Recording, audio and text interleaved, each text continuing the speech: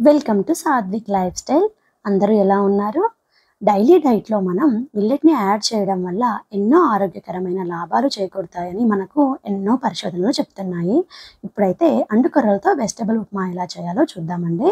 అందుకోసం ఒక గ్లాస్ అండుకొర్రలకు 2.5 గ్లాసుల వాటర్ తీసుకోవాలి. వాటర్ కొలత ఇలా తీసుకున్నారంటే మీకు ఉప్మా అన్నది పొడి పొడిగా వస్తుంది. కొంతమందికి జారుగా ఉంటే ఉప్మా ఇష్టపడతారు. సో అలాంటి వారు 3 గ్లాసుల వాటర్ తీసుకుంటే సరిపోతుంది. మిల్లెట్‌తో ఏ వంట చేయాలి అన్నా తప్పకుండా 5 గంటల సేపు వాటిని సోక్ చేయాలి. అలా అయితేనే వాటిలో ఉన్న విటమిన్స్ అన్నీ కూడా బాడీ బాగా అబ్జర్వ్ చేసుకుంటుంది. ఒకవేళ మీకు అంత సమయం లేకపోయినట్లయితే ఓవర్‌నైట్ మిల్లెట్‌ని సోక్ చేసి నీడలో వాటిని ఆరనించి వాటిని స్టోర్ చేసుకుంటే సరిపోతుంది. అప్పుడు మీరు కావాలనుకున్నప్పుడు 1 అవర్ నానబెట్టినా కూడా ఎలాంటి ప్రాబ్లం ఉండదు. మిల్లెట్‌ని డైలీ మన డైట్‌లో చేర్చడం వల్ల మన ఆరోగ్యం ఎంతగానో మెరుగుపడుతుంది. హెల్తీగా బరువు తగ్గాలి అనుకునే వారికి మిల్లెట్ ఒక వరం అని చెప్పాలి. ఇది మన బాడీకి ఒక ఔషధంలా పనిచేస్తుంది. అలాగే ఎముకలకు, నరాలకు సంబంధించిన ప్రాబ్లమ్స్‌కి గాను, షుగర్, గుండె సంబంధిత వ్యాధుల నుండి కూడా ఈజీగా బయటపడతాము. అండుకొర్రలను రెగ్యులర్‌గా తీసుకోవడం వల్ల మనకు డైజెషన్ ప్రాబ్లమ్స్ కానీ, గ్యాస్ట్రిక్, కాన్‌స్టిపేషన్ ప్రాబ్లమ్స్ నుంచి ఉపశమనం కలుగుతుంది. ఇంత చక్కగా ఎలాంటి మందులు తీసుకోకుండా కేవలం ఆహారపు అలవాట్లతోనే మన ఆరోగ్యం బాగుంటుంది అంటే వినడానికి చాలా బాగుంది కదండి.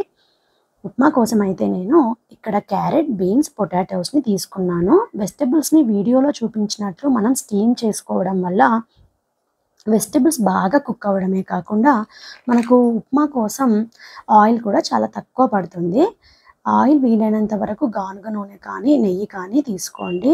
అలా అయితేనే మంచిది. ఇప్పుడు ఒక బాండీ పెట్టుకొని అందులో కొంచెం నూనె వేసి వేడి అయిన తర్వాత అందులో పోపు దినుసులను, కట్ చేసి పెట్టుకున్నటువంటి టమాటా ముక్కలను యాడ్ చేసి కాస్త మగ్గనివ్వాలి.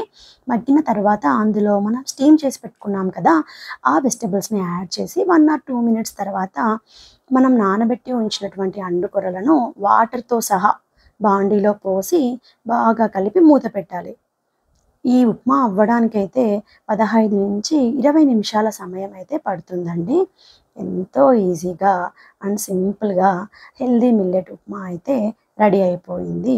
దీనికి కాంబినేషన్‌గా అయితే పల్లి చట్నీ చాలా బాగుంటుందండి. అలాగే సాంబార్ కూడా బాగుంటుంది. చూడండి ఎంతో ఈజీగా మన ఉప్మా అయితే రెడీ అయిపోతుంది. బట్ ఈ ఉప్మా అయితే మాత్రం నార్మల్ గోధుమ రవ్వ ఉప్మా చేసేంత సమయం కంటే కొంచెం ఎక్కువనే పడుతుంది. ఇంకో మంచి వీడియోతో మళ్ళీ కలుద్దాం.